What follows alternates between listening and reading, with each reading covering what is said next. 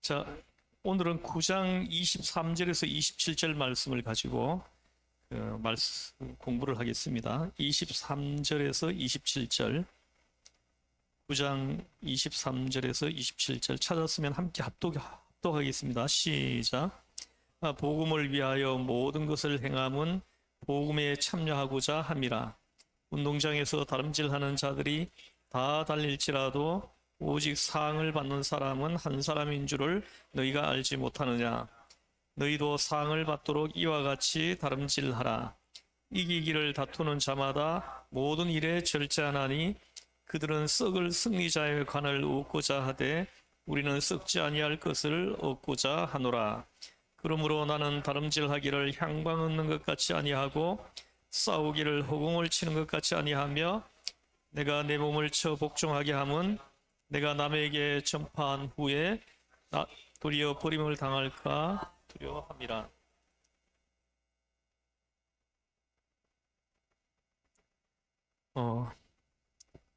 캄보디아가 지금 그 두리안 철이에요. 그 두리안 철이라 해가지고 두리안이 많이 나왔더라고요. 망고는 이제 끝났습니다. 망고는 끝났고 이제 두리안 철이라 그러더라고요. 그래서 두리안 그 1kg당 5불씩 이렇게 줬어요. 5불. 5불을 주고 그 한 개가 5kg 나가는데 쪼개놓는데 이렇게 그냥 손으로 꺼내가지고 이렇게 그 자리에서 먹었어요. 얼마나 맛있던지. 근데 저희 집사람과 연지하고 에녹이하고 세 명은 못 먹는데요. 그래가지고 나하고 은갑수 장로님하고 정영기 선사님 세 명이 그냥 실컷 먹었네요. 맛있더라고요. 예? 두리안 좋아하세요? 저는 여기 마트 가면 가끔씩 이제 두리안이 이렇게 마트에 있더라고요. 근데 먹으려고 좀 하나 사 먹으려고 보니까 가격이 너무 비싸가지고 쳐다보기만 하고 이렇게 나오고 이렇게 했는데 거기서 한번 실컷 먹었습니다. 처음 먹는 사람들은 냄새가 나가지고요. 냄새가 나서 먹기가 굉장히 힘들어요. 아니요, 이거에서 냄새가 많이 나. 이거 먹으면은 비행기 안 태워줍니다.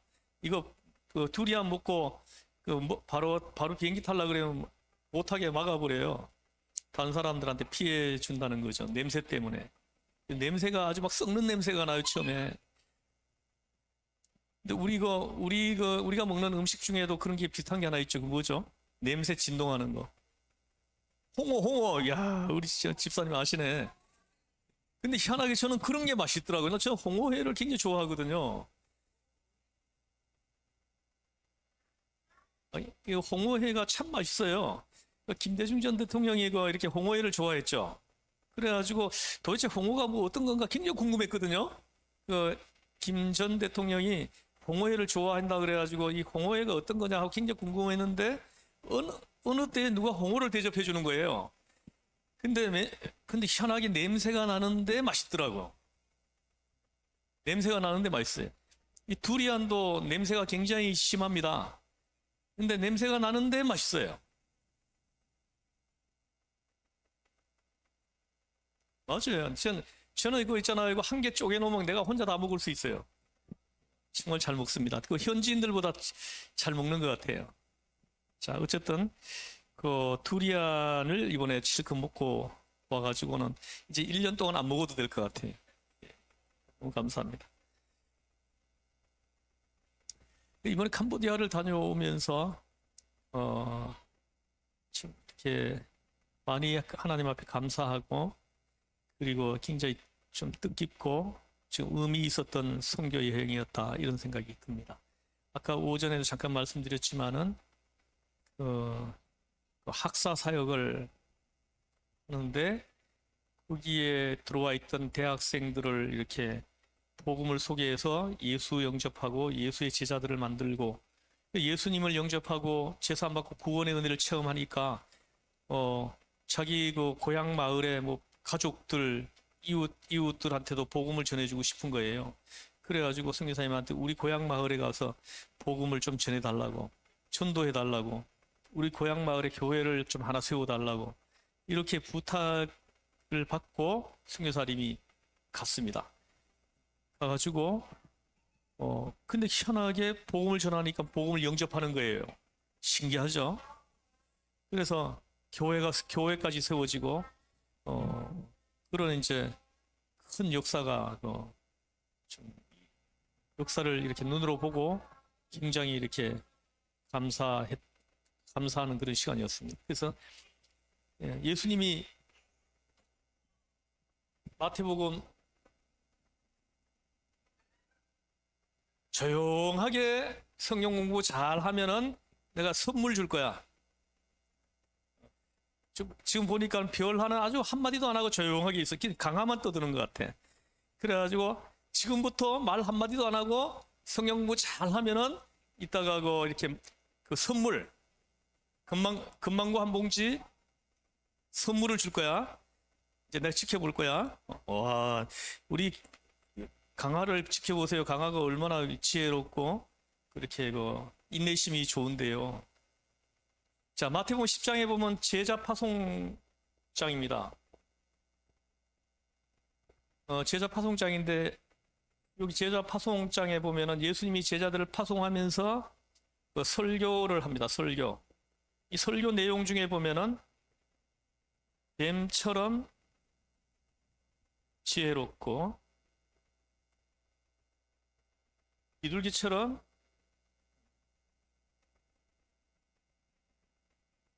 순결하라. 저는 이 말씀이 떠올랐습니다. 거기 시골 마을을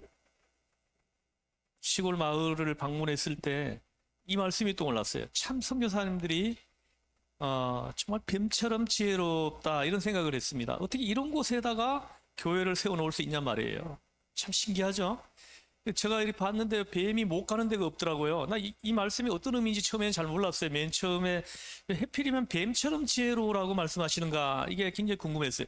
근데 저는 뭐 이렇게 청소년 때 청년기에 이제 시골 마을에서 자랐기 때문에 뱀의 생리를 잘 알아요. 근데 여기 와서도 있잖아요. 1년에 꼭 한두 마리씩 뱀이 나옵니다.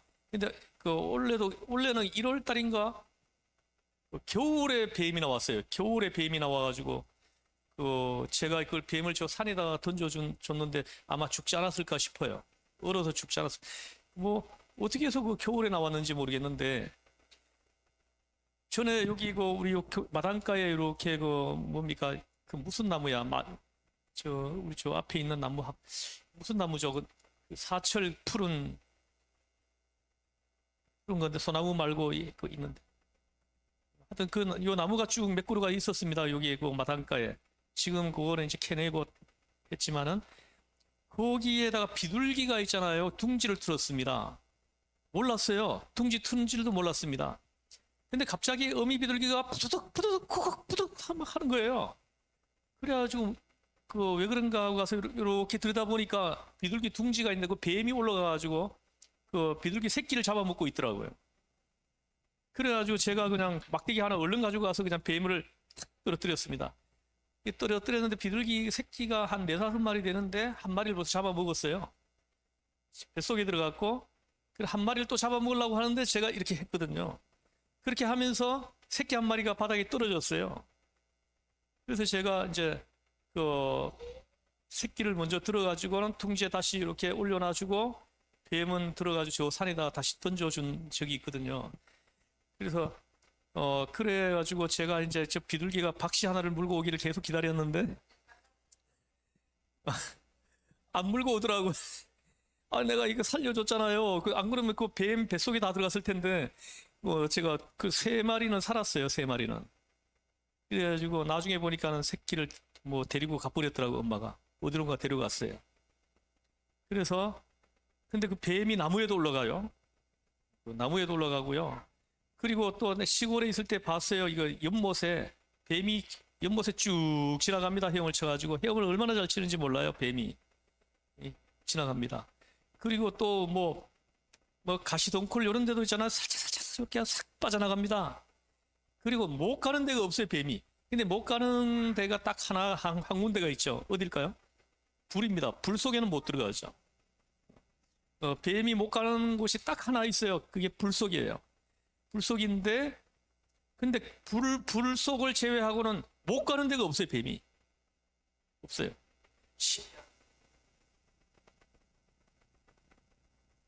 시험, 예. 어, 그건 눈여겨 안 봤는데, 뭐, 전부 때 많이 있는 거는 봤는데, 그거 눈여겨 못 봤네. 아, 그게 그래서 그런 거예요? 아,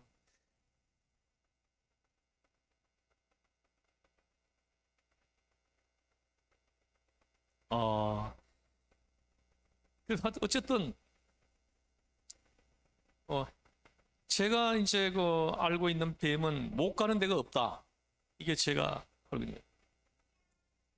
그래서 예수님이 뱀처럼 지혜로워야 한다 하는 말씀이 깨달아지는 거예요. 이 선교사님들이 그 시골 마을에 들어와서 전도해가지고 교회를 그곳에 세우는 것을 보고는 정말 뱀처럼 지혜로우라고 하신 예수님의 말씀이 떠오르더라고요. 참 신기합니다. 내가 태국 갔을 때도 어떻게 이런 곳에까지 들어와가지고 교회를 세울 수 있을까 하는 그런 생각을 하면서 선교지를 방문한 적이 있습니다. 그래서 우리 그리스도의 사람들은 뱀처럼 지혜롭고 비둘기처럼 순결하라 하신 주님의 말씀을 자꾸 곱씹어 봐야 됩니다. 묵상해 봐야 돼요. 그러면 그 뱀처럼 지혜롭고 비둘기처럼 순결해야 됩니다. 근데 이 둘 중에 하나만 해당된다 그러면은 또 복음 전파가 안 돼요. 그 뱀처럼 지혜롭긴 한데 비둘기처럼 순결하지는 않아요. 그럼 어떻게 됩니까? 사람들이 복음을 안 받아들입니다. 왜냐하면은 저 인간하고 옆에 있다가 내가 뭔가 손해 볼 수도 있고 사기당할 수도 있겠다 이런 생각이 들게 합니다. 뱀처럼 지혜롭기만 하면 비둘기처럼 순결하지 않고, 또 비둘기처럼 순결하긴 한데 뱀처럼 지혜롭지 못하면 또 어떻게 됩니까? 또 복음이 안 전해집니다. 왜입니까?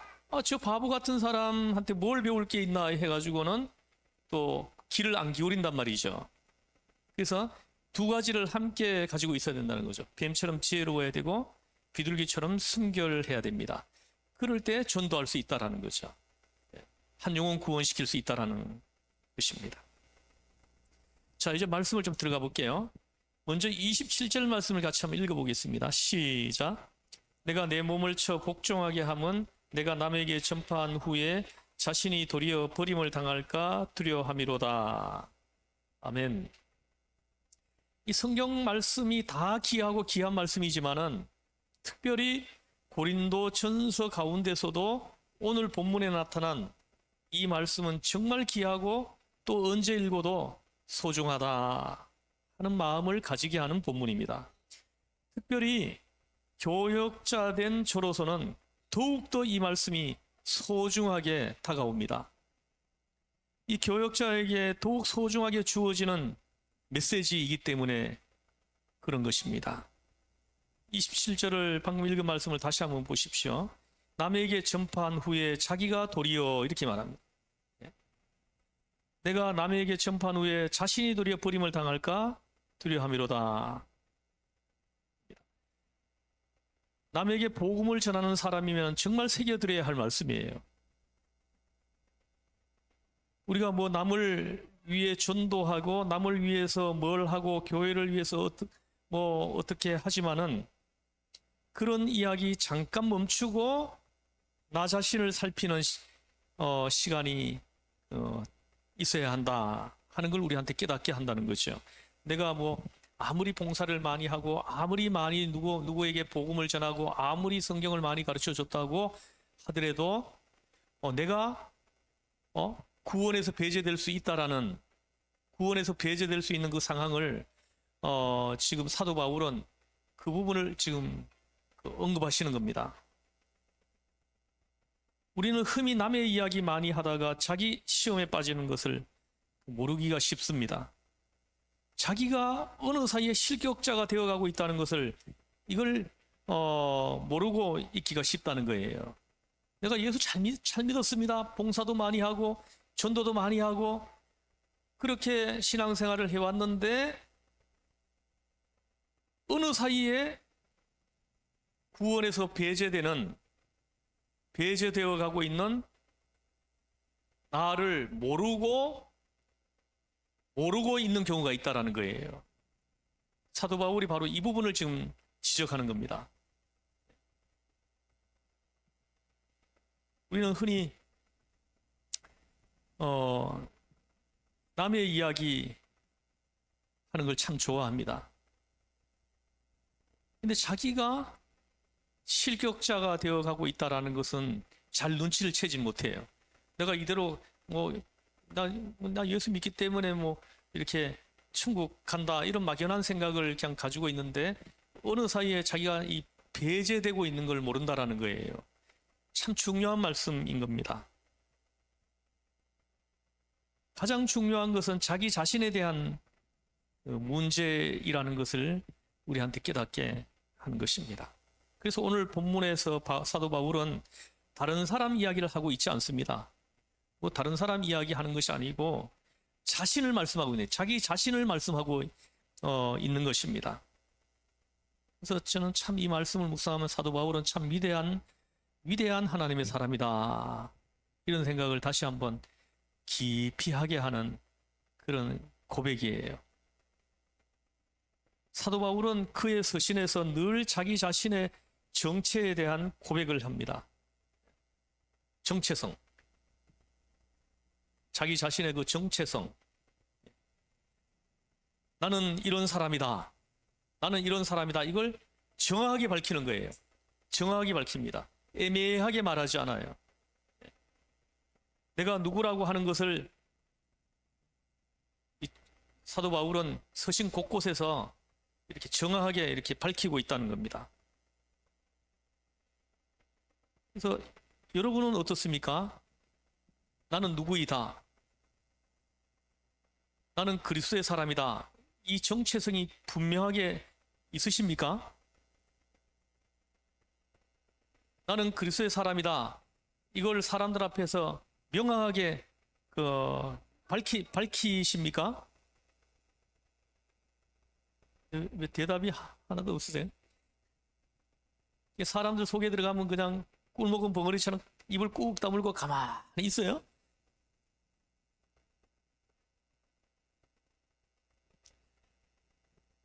내가 누구냐 하는 것은 내가 누구냐 하는 것 이것을 항상 우리는 유념하고 있어야 한다는 것을 우리한테 깨닫게 하는 아주 귀중한 본문입니다. 자기 정체감이죠. 자기 정체감. 이 자기 정체감을 정확하게 가지고 있는 거예요. 요즘 교회 다니는 사람들을 이렇게 보면은 이게 이렇게 모호합니다. 자기 정체성이 아주 모호해요.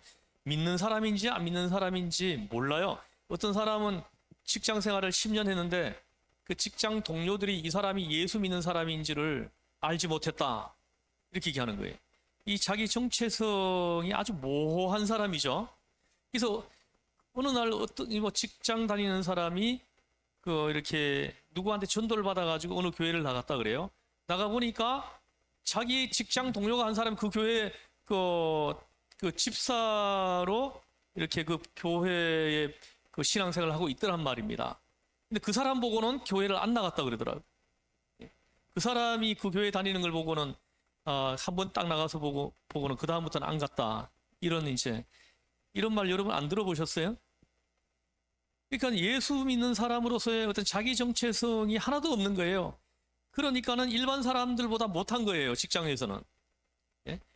험하고 구질구질하고 이런 더러운 거 이런 것들은 그냥 살살 피해가지고 다니고 오히려 안 믿는 사람, 불교 믿는 사람들이 오히려 또 그런 거에 이렇게 더 이렇게 봉사 정신이 있고 희생 정신이 있단 말이에요. 근데 그 사람의 뺀질뺀질한 삶을 알고 있는데 교회 전도 받아 와 보니까 그 사람이 그 교회 다니고 있더란 말이죠. 그 사람 보고는 다시는 교회를 안 갔다. 뭐 이런 말을 제가 들어봤습니다.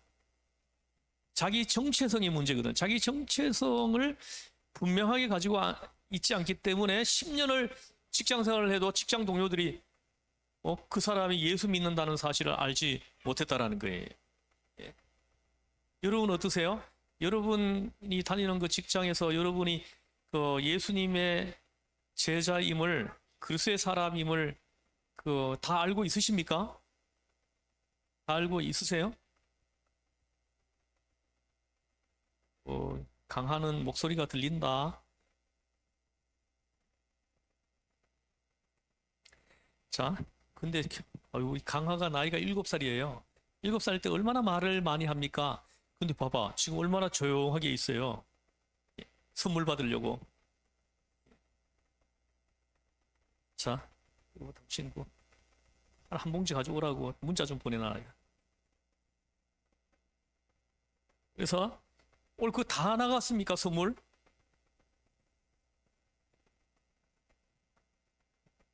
그 30봉지를 준비했거든요. 우리 가족 7명 빼고 또 장로님 빼고 또 연진의 세 가족 빼고 그러면은 11 예배 드리는 사람 중에 한 11명 그리고 또 이렇게 해가지고 15명 정도가 빠지는데 그게 다 나갔어요?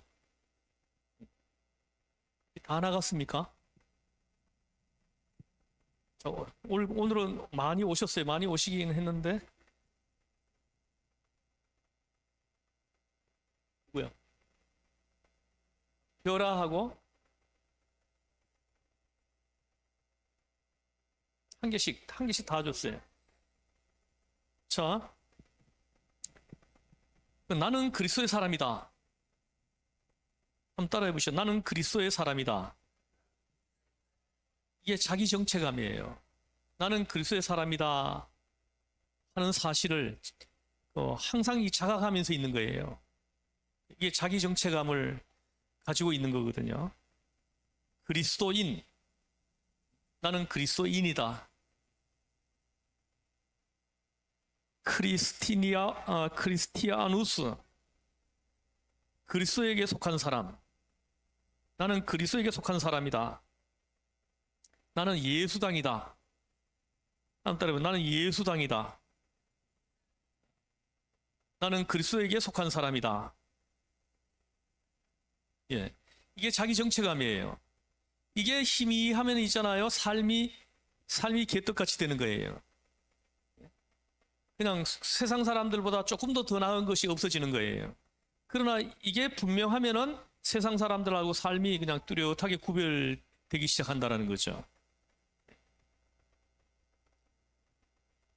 예수님에게 속한 사람임을 어느 한시도 잊지 않아야 합니다. 예수 그리스도로 말미암아 제사함 받고 부르심을 받은 나는 그리스도의 사람이다. 이것이 확실해야 된다는 거죠. 확실해야 된다는 거예요.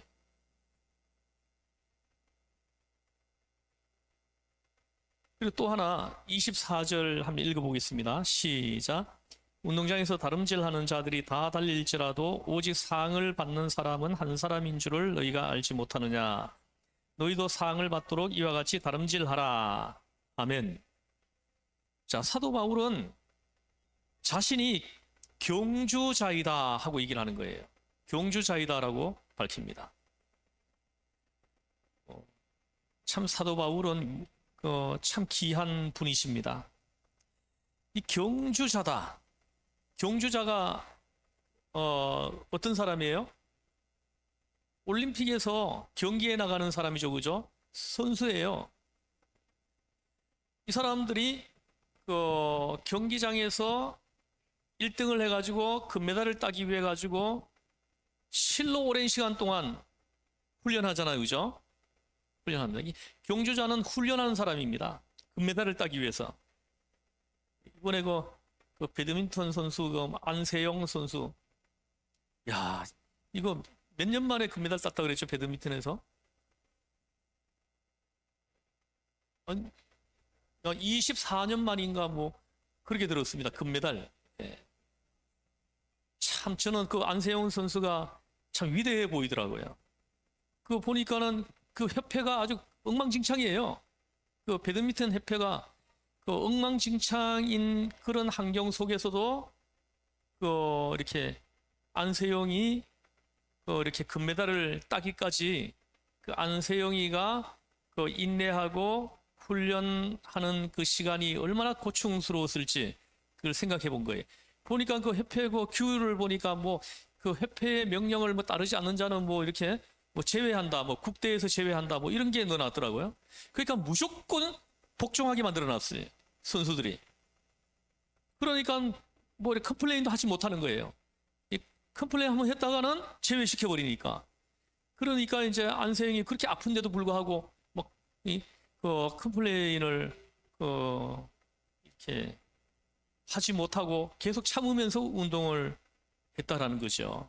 그게 너무 힘들었다고 이제 금메달 따자마자 그 자리에서 뭐 기자회견 해가지고 얘기를 했죠, 그죠? 지금 보니까 그 배드민턴 협회 그 임원들이 보니까 5년 동안 기부금 0이에요. 기부금을 그 한 푼도 안 했더라고. 그러면서 어디 이제 뭐 어디 출장하면서 돈을 엄청나게 많이 썼어요. 그에 비하면 그 양궁협회는 보니까 그 누구죠? 현대 그 누굽니까? 정의선 회장이 그 양궁협회 회장이에요.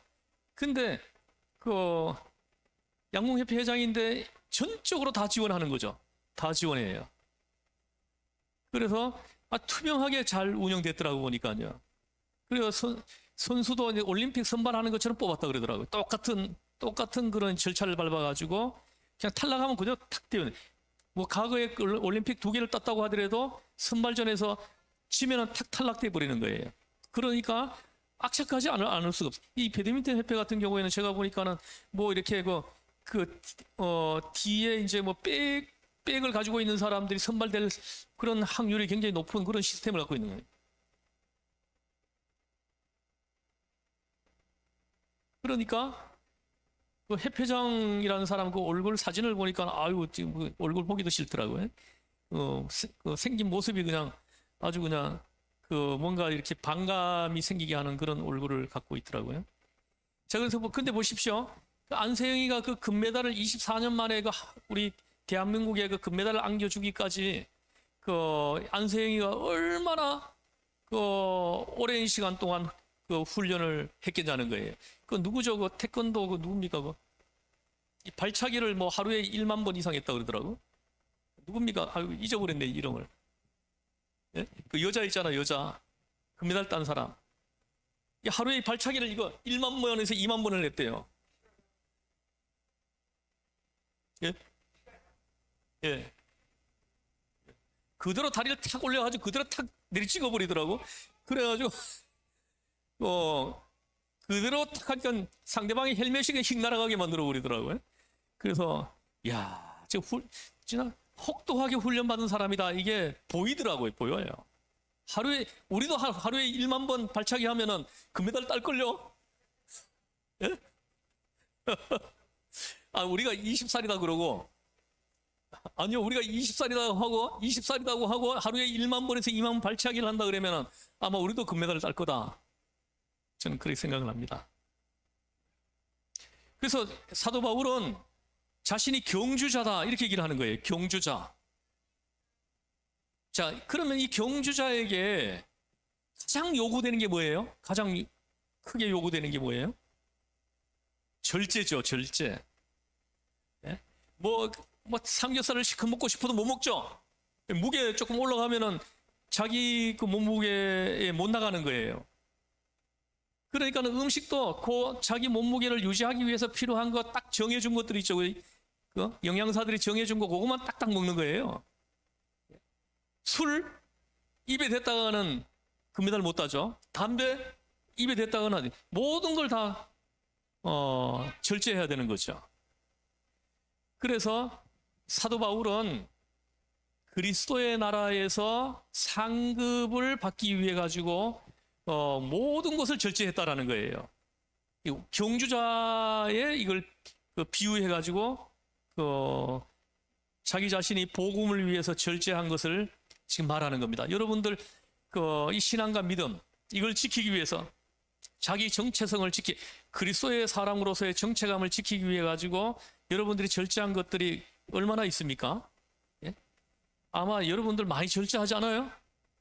내가 그냥 그리스도의 사람이 아니라면 막 살아도 되잖아요, 그죠? 뭐 내가 그리스도의 사람이 아니라고 해도 막 살면은 뭐 그 결과가 나쁘게 나겠죠. 그러나 뭐 맥주도 한잔 하고 싶고 뭐 그냥 뭐 하고 싶은 거 다 할 수도 있잖아요, 그죠? 근데 내가 그리스도의 사람이기 때문에 절제하는 거죠. 절제하는 거예요. 이걸 경주자에 비유해 가지고 말을 하고 있다는 거죠. 나는 경주자다.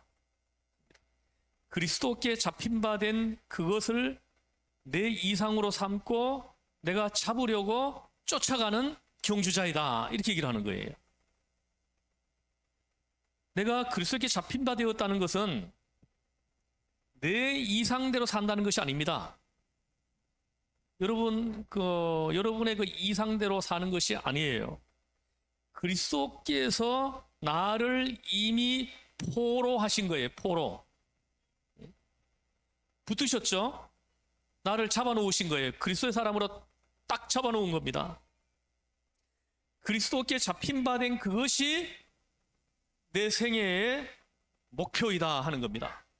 그리스도에게 잡힌 바 된 그것을 사도 바울은 자신의 그 인생의 목표로 삼고 살았다. 이렇게 얘기를 하는 겁니다. 내 이상대로 사는 것이 아니라는 것을 말씀합니다. 내 뜻대로, 내 취미대로, 내 명예대로, 나 좋을 대로 사는 것이 절대로 아니라는 거예요. 그리스도께 잡힌 바 된 그것을 내 이상으로 삼고 내가 잡으려고 쫓아간다는 겁니다. 예?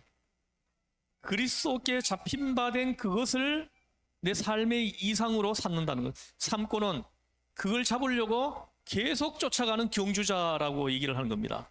계속 쫓아가는 경주자라는 거죠. 여기서 쫓아간다는 말의 뜻은 온몸을 앞으로 기울이고 달려간다는 거지. 100m 달리기 하는 사람 봤죠, 그죠? 하잖아요, 그죠?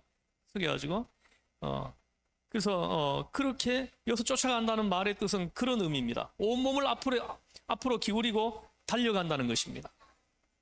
그렇게 달려가는 경주자라고 지금 사도 바울은 고백하는 것입니다. 여러분들은 나는 경주자이다. 이런 이제 어떤 이 생각을 깊이 하고 있어요.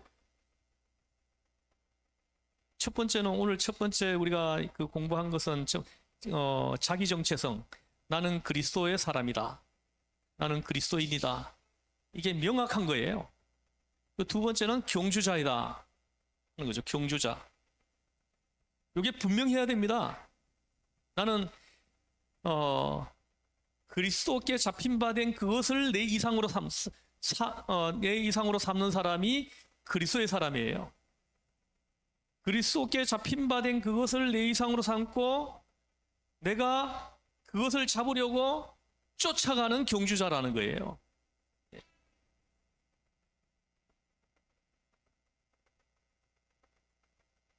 이미 출발했습니다. 우리는 그리스도께서 나를 부르신 그 부르심의 상을 위하여 이미 출발했다는 거죠. 지금 그쪽을 향해서 열심히 달리고 있는 경주자 된 자기 모습을 사도 바울이 지금 고백하고 있는 겁니다. 그런데 여러분들께서는 출발한 것을 느껴요? 이렇게 부르심을 정확하게 이해하고 알고 있어야 출발을 하죠. 그리스도께서 여러분을 부르셨어요. 그 부르심을 쫓아가는 거예요. 쫓아가는 거죠. 그 부르심이 내 삶의 이상인 거예요. 그 이상을 붙잡으려고 쫓아가는 사람들이 그리스도의 사람들이라는 거죠.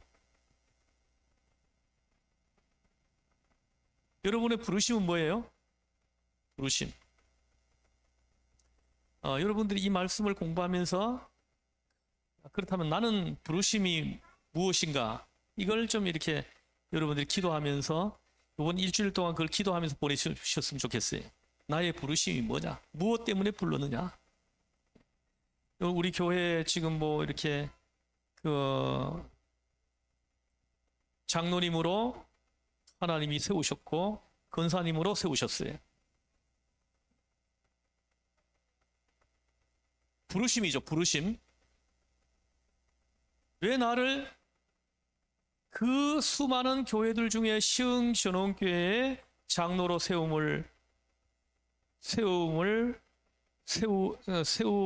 세우시고 권사로 나를 세우셨는가? 그 부르심을 우리가 깊이 생각하는 시간이 있어야 된다는 거예요. 틀림없이 부르심이에요. 그거는 부르심입니다. 우리 김선한 장로님께서 30년도 더 전에 장로 임직을 받았어요. 그래가지고 30년 몇 개월을 장로로 이렇게 봉사하시다가 지금 은퇴를 하시고 원로 장로님이 되셨거든요. 장로님은 이렇게 시흥전원교회 장로로 우리 주님이 세우신 그 부르심을 정확하게 이해하고 깨닫고는 그 부르심에 응답하셨다. 이렇게 저는 해석을 하는 겁니다. 원래 우리 교회가 60주년입니다. 11월 마지막 주일날 이제 60주년 기념 잔치를 하려고 하는데 60년 동안 이 교회가 있게 하는 우리 교회 역사에 우리 교회를 지키도록 하기 위해 가지고 부르신 사람들이라는 거예요. 부르신 사람들. 만약에 이 부르심 받은 사람들이 에라 모르겠다 하면서 그 직분을 가볍게 여기고 그냥 휙떠나고 이렇게 한다 그러면은 그 부르심에 대한 이해가 없는 거죠. 그분들 때문에 교회가 60년 동안 지금 있는 거예요. 누군가가 또 우리 이제 장로님은 이제 은퇴하셨지만 누군가가 또 이걸 이어받아가지고 이 계보가 이어가게 해야 되는 거죠. 그래 우리 교회가 계속해서 이곳에서 역할을 하도록 사명을 감당하도록 하는데 그 역사 속에 하나님 나를 쓰시기 위해서 직분자를 세우셨다는 이게 바로 부르심이에요. 부르심. 내가 직장을 다니는 것도 사업을 하는 것도 그 모든 것들이 이 부르심에 응답하기 위해서 필요한 수단들이 되는 거예요. 그때부터예요.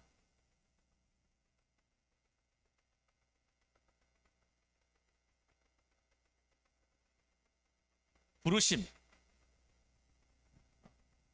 먼저 부르심을 정확하게 이렇게 이해하고 깨닫는 것이 중요합니다. 나의 부르심이 뭐냐는 거예요.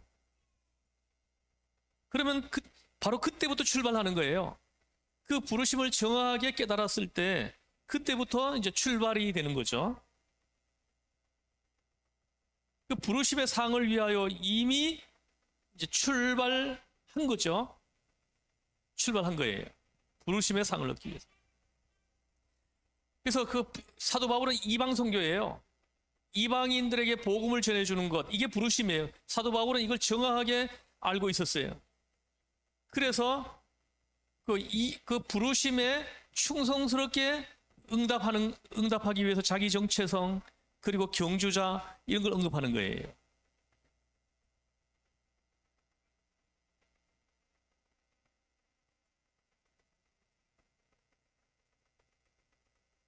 지금 그쪽을 향해 가지고 열심히 달리고 있는 경주자 된 자기 모습을 사도 바울은 지금 고백하고 있는 겁니다. 그 부르심에 끝까지 성실하게 응답하는 자기의 모습을 고백하고 있는 거예요. 경주자다. 나는 경주자다 하는 것은 그것을 고백하고 있는 겁니다. 하나의 경주자라는 거죠. 나는 열심히 뛰고 있다. 지금 그 어느 시간을 위해서 열심히 달려가고 있는 것이다. 그 어느 시간, 그 어느 시간이 언제입니까? 주님 앞에 서는 날이죠. 주님 앞에 서는 그날을 바라보면서 경주자가 되어서 뛰어가고 있다는 거죠. 자, 두 번째는 나는 경주자다. 첫 번째는 나는 그리스도의 사람이다. 자, 세 번째입니다. 23절을 다시 한번 보시면, 아까 같이 읽어보죠. 시작. 내가 복음을 위하여 모든 것을 행함은 복음에 참여하고자 함이라. 아멘. 내가 복음을 위하여 모든 것을 행함은, 복음을 위하여서 모든 것을 행하는 이유가 뭐냐? 복음에 참여하고자 함이라. 이렇게 얘기하는 겁니다. 복음에 참여하고자. 복음에 참여한 자가 되었다. 사도 바울의 세 번째 지금 고백이에요. 이것은 아주 신비로운 자기 고백입니다. 예수님께서 오시어 만 백성을 구원하십니다. 만 백성을 구원하시기 위하여 엄청난 사역을 이루셨어요. 예수님이 이 땅에 오셔가지고, 마리아를 통해서 이 땅에 오셔가지고, 그 공생애를 시작하면서 죽었던 사람도 살려내고, 중풍병자, 그 문둥병자, 그 맹인들, 수없이 많은 환자들을 치료하셨죠?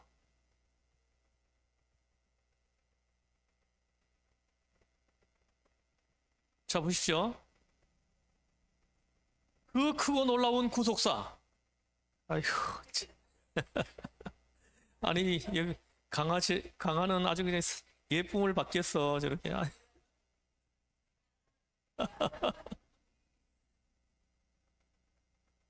서영준 집사님도 굉장히 이렇게 자상하실 때가 있으시네요.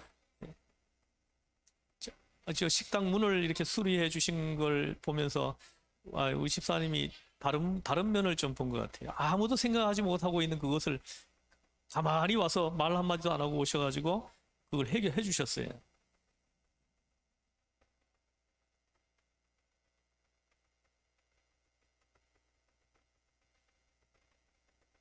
네네. 같이 의논하신 거예요? 그러셨어요? 이게 합력한 거네, 그죠? 합력해서. 어쨌든 제가 지금 문을 수리했다라는 말을 듣는데 속이 시원해지더라고요. 근심이 하나가 이게 해결되는 것 같은 그런 느낌을 받았습니다. 자, 보세요. 예수님이 만 백성을 구원하시기 위해서 이 땅에 오셨어요. 그래서 엄청난 사역을 하셨죠? 그 12사도가 그 사역에 참여한 거예요. 그 사역에 동참한 거죠. 그 크고 놀라운 구속사, 그 구속사 사역 안에 사도 바울은 지금 내가 있다는 거예요. 여러분, 이걸 인식하는 것이 굉장히 중요합니다. 굉장히 중요한 거예요. 그 주님의 그 구속사, 그 크고 놀라운 그 구속사 그 사역 안에 내가 있는 것을 보는 거예요.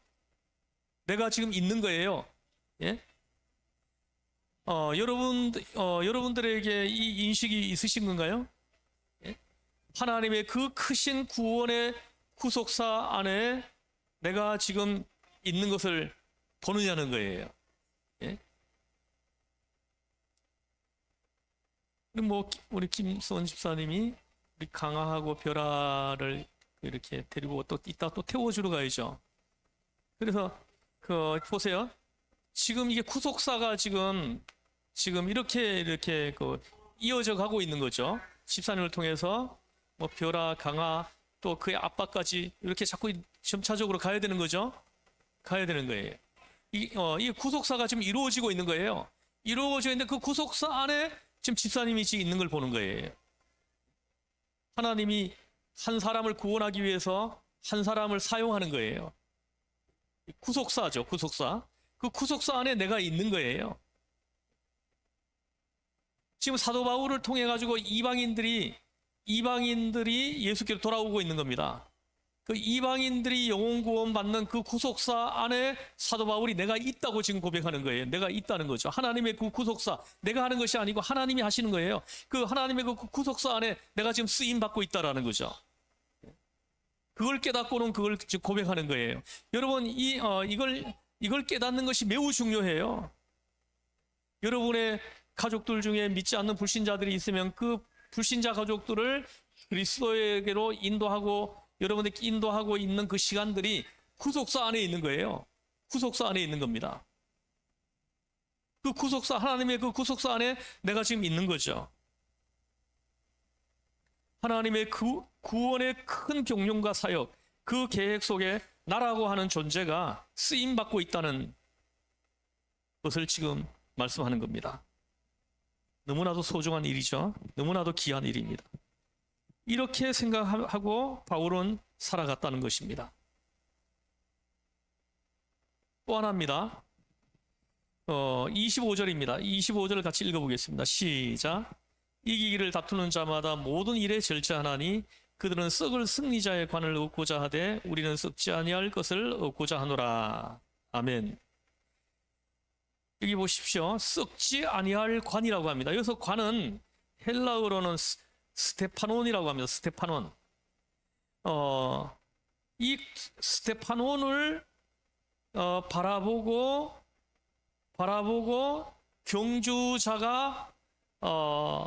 경주자로 살아가고 있다는 거죠. 썩지 아니할 관. 이건 무슨 말입니까? 지금 눈앞에 있는 칭찬이나 영광이나 업적 같은 것을 말씀하는 것이 아닙니다. 썩지 아니할 관, 그 영원한 스테파논, 그걸 위하여 경주자로 살아간다는 겁니다. 그걸 위하여 싸운다는 겁니다. 이 경주에 나섰는데 목표가 지금 분명한 거예요. 방향이 분명합니다. 26절 읽어보겠습니다. 시작. 그러므로 나는 다름질하기를 향방 없는 것 같지 아니하고 싸우기를 허공을 치는 것 같지 아니하며. 보십시오. 다름질하기를 향방 없는 것 같지 아니하고 합니다. 향방 없는 것 같지 아니하고, 그리고 싸우기를 허공을 치는 것 같지 아니하며 합니다.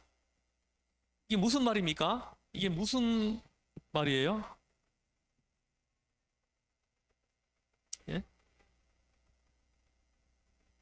향방 없는 것 같지 아니하고 싸우기를 허공을 치는 것 같지 아니하며, 이렇게 얘기합니다. 이거는 헛된 시간을 안 보내겠다는 거죠. 헛된 시간을 보내지 않겠다는 거죠. 예? 헛된 곳에서 허우적거리지 않겠다는 거예요. 예? 여기 가서 실수하고 저기 가서 실수하고 이리 기웃 저리 기웃 외도하고 다니는 동안에 어떻게 됩니까? 내 인생에 주어진 시간이 있어요.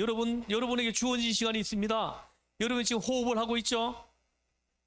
근데 어느 순간에 이 호흡이 끊어집니다. 그때까지가 나한테 주어진 인생이에요. 지금도 나에게 주어진 시간이 줄어들고 있습니다. 지금 이 시간에도.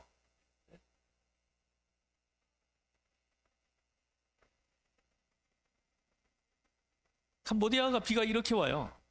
갑자기 비가 훅 쏟아지고 이럽니다. 자, 여러분 보세요. 굉장히 중요한 부분을 지금 지나가고 있습니다. 헛된 시간을 안 보내겠다는, 여러분 이거 있잖아요. 여러분에게 이런 결단이 필요해요. 헛된 시간을 1분도 안 보내겠다는 이런 이제 어떤 그 마인드가 필요하다는 거죠.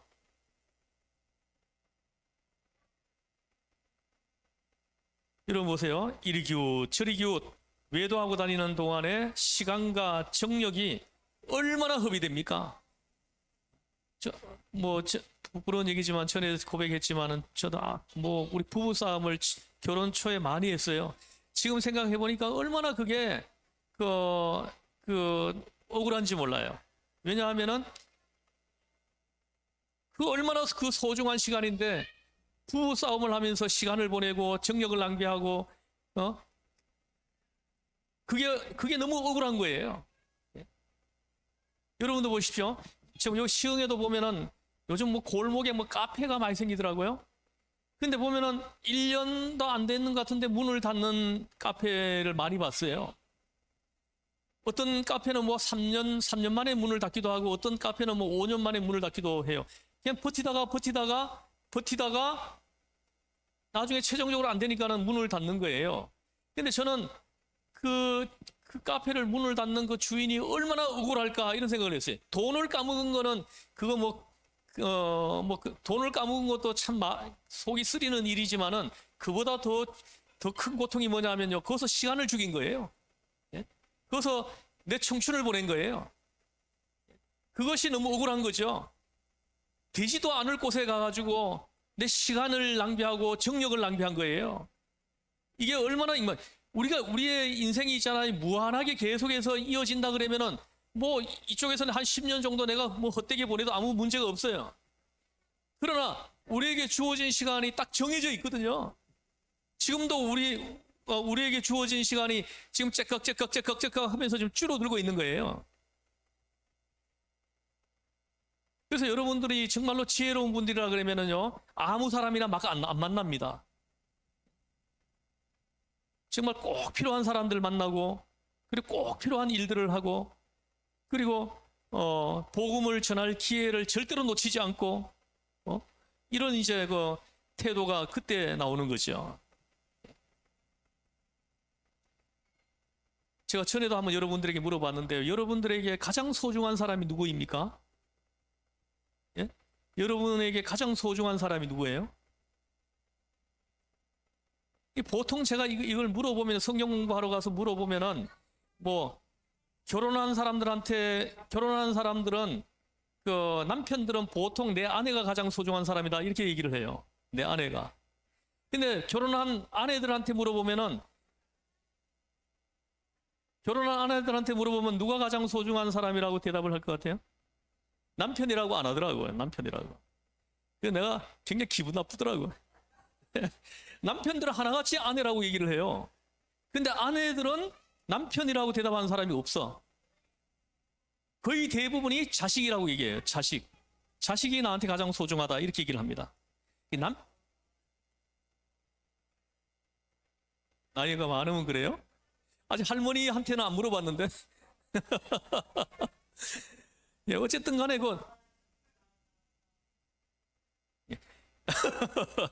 어쨌든 이제 있잖아요. 그 아내들한테 내가 주는 그 지혜의 겉면이에요. 남편이 있을 때는 절대로 이렇게 이렇게 자식이라고 말하지 마세요. 남편이라고 얘기를 하세요. 아니더라도. 거짓말이라도 좀 해요. 그럴 때는 좀. 예? 그래서 이 성경에는 거짓말이 많이 나옵니다. 성경에. 지금 시간이 너무 많이 돼가지고 이건 다음 주에 얘기를 하죠. 거짓말에 대해서 얘기를 한번 하겠습니다. 근데 우리 해도 되는 거짓말이 있어요. 해서는 절대 안 되는 거짓말이 있고, 예? 그 부분에 대해서 내가 한번 또 얘기를 하겠습니다. 어쨌든 간에 여러분에게 나는 그리스도의 사람이다 하고 이 정체성을 가지고 가는 사람들에게 그 질문을 받았다면, 내 남편이다, 내 아내다, 내 자식이다 이렇게 말을 해서는 안 되는 거예요. 그때 그 질문을 받으면은 지금 현재 내 옆에 있는 사람입니다. 이런 대답이 나와야 되는 거예요. 여러분의 가장 소중한 사람이 지금 누구입니까? 한번 해봐요, 한번요. 여러분의 가장 소중한 사람이 누구예요? 지금 내 바로 옆에 있는 사람이다. 이 그리스도의 사람이에요. 자, 보세요. 왜 내 옆에 있는 사람이 가장 소중한 사람이냐 해야 되냐 하면은, 예? 여러분 보세요. 지금 현재 그 사람이 내 옆에 있잖아요, 그죠? 그래, 이 사람이 가장 소중한 사람이 돼야 이 사람한테 나는 정말 온전한 섬김을 할 수 있는 거예요. 지금 내 옆에 있는 이 사람이 가장 소중한 사람이 돼야 내가 희생할 수도 있는 거예요. 이해되십니까? 여러분들이 집에 가면은 내 가족이 또 가장 소중한 사람이 되는 거예요. 그곳에서는. 아시겠나요? 여러분이 직장에 가면은 직장에서는 누가 가장 소중한 사람입니까? 나하고 같이 일하는 동료들이 돼야 되는 거예요. 지금 현재 바로 내 옆에 있는 그 사람이 나에게 가장 소중한 사람이 되면은 지극정성으로 그 사람을 섬기는 거예요. 아시겠습니까? 이럴 때 하나님 나라를 확장시킬 수 있는 거예요.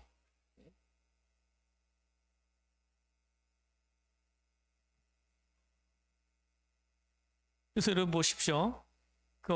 이렇게 헛된 시간을 안 보내겠다는 거죠. 싸우기를 허공을 치는 것 같이.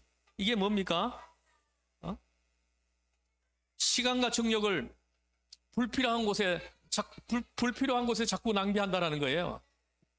나는 이 선물은 그 벼라한테만 줘야 되겠다. 아무래도 오늘 벼라한테만 선물 줄 거야. 자, 지금부터 조용하면 줄 수 있어요? 자, 그래서 여러분 보세요. 이걸 허공을 치는 것 같다는 거죠. 허공을 치는 것 같다는 거예요. 불필요한 곳에서 시간을 자꾸 낭비하는 거 있잖아. 정력을 낭비하는 거. 불필요한 것들 때문에 시간 낭비하고 정력 낭비하는 거. 이걸 허공을 치는 것과 같다고 얘기를 하는 거예요. 또 하나 25절입니다. 25절을 같이 한번 읽어보겠습니다. 시작. 이기기를 다투는 자마다 모든 일에 절제하나니 그들은 썩을 승리자의 관을 얻고자 하되 우리는 썩지 않을 것을 얻고자 하노라. 보십시오. 이기기를 다투는 자마다 모든 일에 절제하나니 이렇게 얘기를 합니다. 여러분 보세요. 얼마나 중요한 말씀입니까? 여러분들이 썩지 아니할 그 간을 쓰기 위해 가지고 그걸 머리에 주님 앞에 갔을 때 그걸 받아 쓰기 위해 가지고 이렇게 모든 것을 절제한다라는 거죠. 모든 것을 절제한다라는 거예요. 예. 여기서 절제란 자기 훈련시키는 것을 말합니다. 자기가 자기를 훈련시키는 거예요. 예. 그 썩지 아니할 간을 주님 앞에 받아 쓰기 위해 가지고 자기가 자기를 훈련하는 거예요. 이 어마어마한 절제를 요구하는 거죠. 어마어마한 절제를 요구하는 거예요. 이번에 캄보디아에 가가지고 지나가다가 보니까 뭐 마사지 하는 데가 있더라고. 마사지 하는데 제가 한번 물어봤습니다. 우리 마사지 한번 받고 가실랍니까? 하고 물어봤더니 하나도 안 받겠다고 하나도 안 받겠대요. 그래서 내가 참 감사했어요. 좀 받으러 가요 이러면은 제가 또 안 받아줄 수도 없고 고민을 할 수도 있었을 텐데 안 갑니다 하더라고. 딱 전부 다 안 간대요. 북한 식당이 하나도 없어졌대요.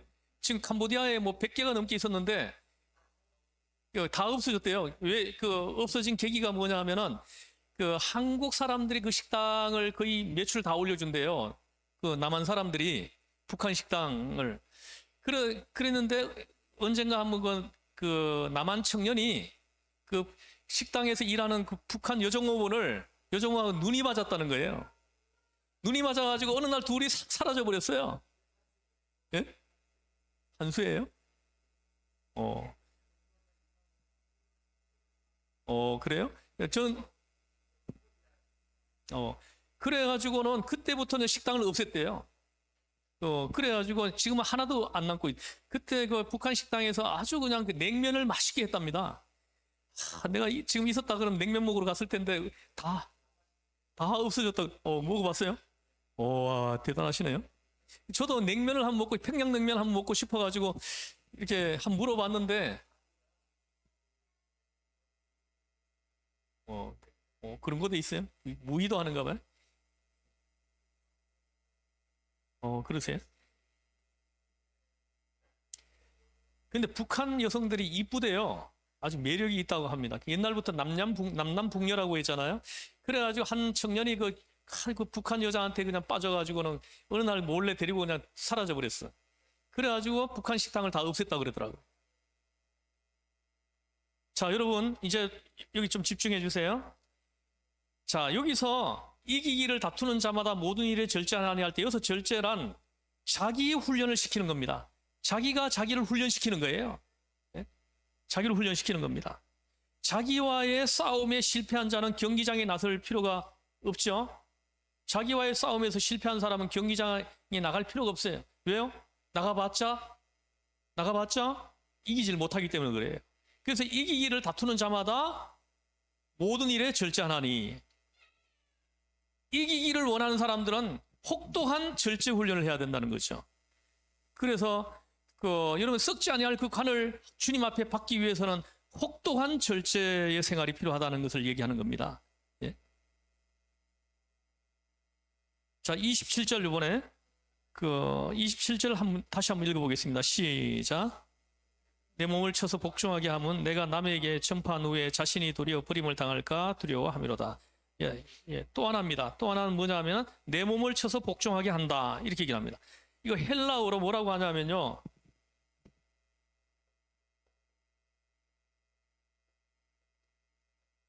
둘라고고라고 합니다. 내 몸을 쳐서 복종하게 한다 하는 이 말을 헬라어 원문으로 보면 둘라고고라고 합니다. 둘라고고. 여기서 이 둘라는 둘로스예요. 둘로스. 둘로스란 말 들어봤죠? 둘로스가 뭐예요? 헬라어 둘로스가 뭐예요? 노예입니다. 노예. 노예예요. 그리고 그 아고, 둘라고고 할 때 이 고고, 아고는 인도한다라는 말입니다. 인도한다라는 말이에요. 노예를 인도한다, 이런 뜻입니다. 내 몸을 쳐서 복종하게 한다라는 것은 노예를 인도한다, 이런 의미입니다. 이 말을 다른 말로 줄이면은 노예 길들이기가 되는 거예요. 노예 길들이기. 여러분 길들여지지 않는 것이 여러분에게 많죠, 그죠? 저도 이것 때문에 많이 힘들었어요. 저희 아내를 많이 힘들게 했고 우리 아이들한테도 상처를 주기도 하고 했어요. 나에게 있는 그 길들여지지 않는 그 부분 때문에. 예. 그래서 내 몸을 쳐서 복종한다는 것은 나를 길들이는 거예요. 어떤 경우에도 주님 앞에, 말씀 앞에 복종하는 사람으로 길들이는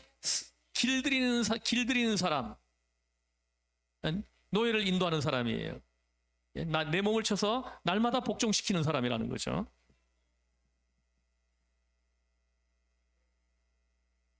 바로 그거예요. 여기 보세요. 이 뿔이라는 소설이 있습니다. 뿔이. 혹시 읽어보신 분이 있는지 모르겠는데 거기에 보면 이런 내용이 나옵니다.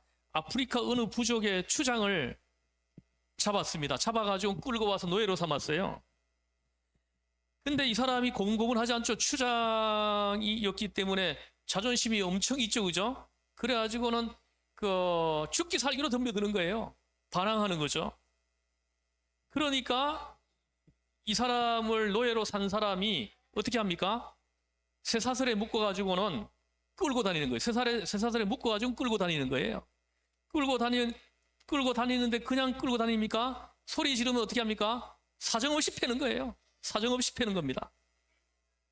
그렇게 훈련을 시켜가지고 마지막에 온순해지면은 그때 풀어줘요. 예? 이 쇠사슬을 풀어놓아도 그때는 이제 굴신굴신 순종하게 된다라는 거죠.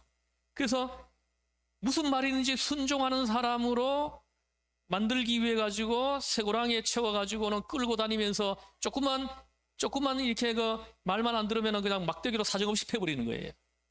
사정없이 팹니다.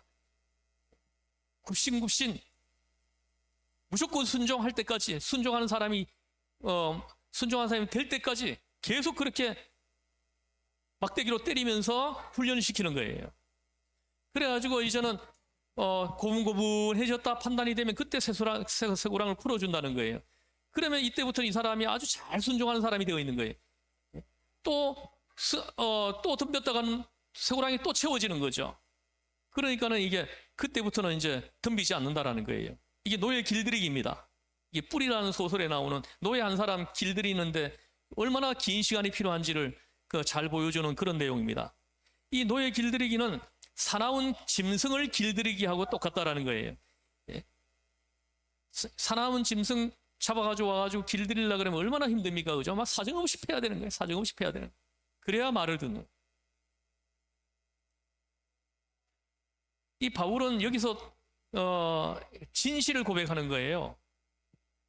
내 본성이라는 것이 사납다라는 거예요. 사도 바울이 자기의 본성이라는 것이 사납다라는 거죠. 사납다는 거예요. 내 본성이라는 것이 아직 못됐다라는 거죠. 저도 목사인데도 불구하고 내 본성을 내 본성을 내가 들여다보면은 아주 사나운 데가 있어요. 아주 못된 데가 있다라는 거죠. 여러분 안 그렇습니까? 나라고 하는 몸의 성향이 별로 착하지 못하다. 게으를 수도 있고, 화낼 수도 있고, 욕심부릴 수도 있고, 명예를 좋아할 수도 있고, 자랑할 수도 있고, 시기 질투도 많고. 이게 나 아니에요? 잘못되기 쉬운 것이 너무 많다라는 거예요. 이기기를 다투는 경주자로서 그 관을 쓰지 못하게 할 그 요소들이 우리한테 너무너무 많이 있다라는 거죠. 이걸 우리가 인정해야 됩니다. 그렇게 인정하는 것이 중요합니다. 내가 누구라는 것, 내가 어떤 존재라는 것을 이걸 정확하게 이렇게 분별하는 것, 그리고 그걸 인정하는 것이 중요하다는 거죠.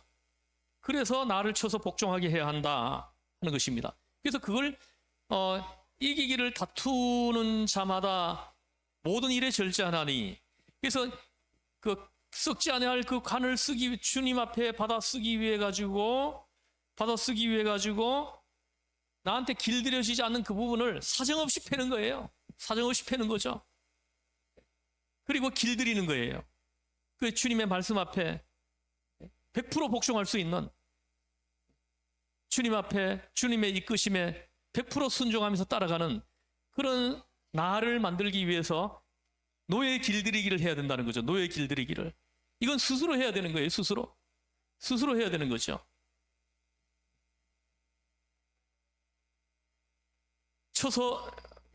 쳐서 노예 길들이듯이 복종케 해야 제구시를 하지, 가만 놓아두면 안 된다는 것입니다. 가만 놓아두면 자꾸 이렇게 살아납니다. 그래가지고 순종하지 못하게 만드는 거예요.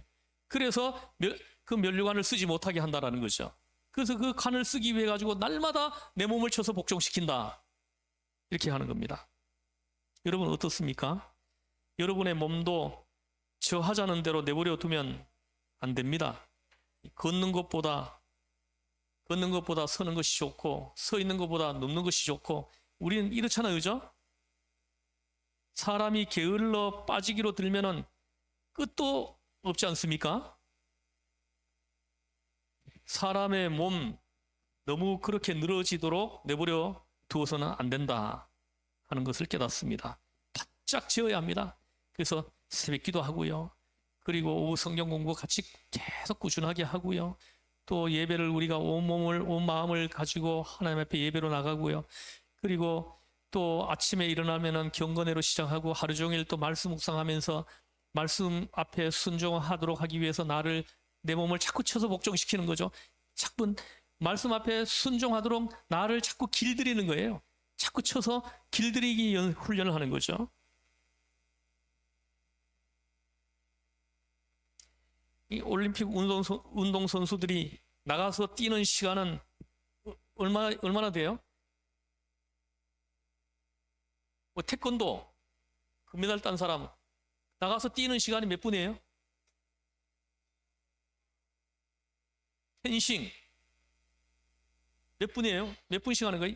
2분 3분씩이에요. 2분 3분 만에 결판이 나는 거예요.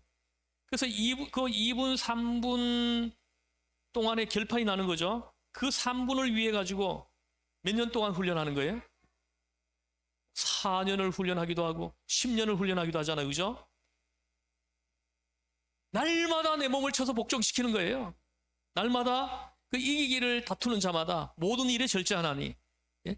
그 면류관을 주님 앞에 받아 쓰기 위해 가지고 날마다 내 몸을 쳐서 복종시키는 거예요. 날마다 나를 쳐서 복종시키는 거죠. 모든 일에 절제하나니, 이런 사람이 보세요. 하루에 뭐 1만 번에서 2만 번을 발차기 한 사람이 금메달을 땄잖아요. 그죠? 바로 이렇게 우리가 내 몸을 쳐서 복종시킨다라는 것은 바로 이 훈련을 얘기하는 거예요. 날마다 내 몸을 쳐서 복종시키는 거죠. 그래서 그리스도 앞에 복종하게 하는 거예요. 나를. 말씀 앞에 나를 복종하게 하는 거죠. 순종하게 만드는 거죠. 내 말씀 앞에 나를 순종하게 만들기 위해 가지고 날마다 내 몸을 쳐서 복종시킨다라는 거예요. 예? 말씀 앞에 순종하지 않는 모습이 보이면 날마다 사정없이 때리는 거죠. 그렇게 아주 순종할 때까지 때리는 거예요. 이렇게 해서 나를 복종시키는 거죠. 사도 바울은 자신을 경기자로 자처하면서 내가 가야 할 길이 어디에 있는가를 분명히 하고 그 훌륭한 경기자로서 마지막 골인 지점에서 주님을 만나고 영광을 얻기를 지금 소망하고 있는 것입니다. 여러분 주님 앞에 섰을 때 주님이 내 머리에 씌워주는 그 썩지 않을 그 간을 바라보면서 날마다 여러분 그 모든 일에 절제하는 훈련을 여러분들이 멈추지 않고 지속적으로 여러분들이 해 나가셔서 마지막에 주님 앞에 그 면류관을 다 받아 쓰시는 여러분들 되시기를 주의 이름으로 축원합니다. 기도하시겠습니다. 하나님 아버지, 내가 주님 앞에 섰을 때 그 면류관을 썩지 아니할 그 면류관을 받아 쓰려고 할 때 방해되는 요소들이 얼마나 많은지 모릅니다. 그 모든 것들을 쳐서 복종시키고 모든 일에 절제하고 그렇게 해서 승리함으로 우리가 주님 앞에서 면류관을 받았을 때 눈물을 흘리며 하나님께 기뻐하고 감사하고 찬양을 올려드리는 하나님, 그 시간을 바라보면서 오늘도 내 몸을 쳐서 복종시키는 복된 하루가 되게 하시고 이번 일주일 동안에 나를 내가 말씀 앞에 복종할 때까지 나를 쳐서 날마다 복종시키는 이 훈련을 하는 축복의 한 주가 되게 하여 주시옵소서. 그래서 나중에 우리가 다 주님 앞에 섰을 때 그 면류관을 받아 쓰고 기뻐하는 우리 모두가 되게 하여 주시기를 간절히 빌고 원합니다. 우리를 죄에서 구원하신 예수님의 이름으로 기도드리옵나이다. 아멘. 아멘.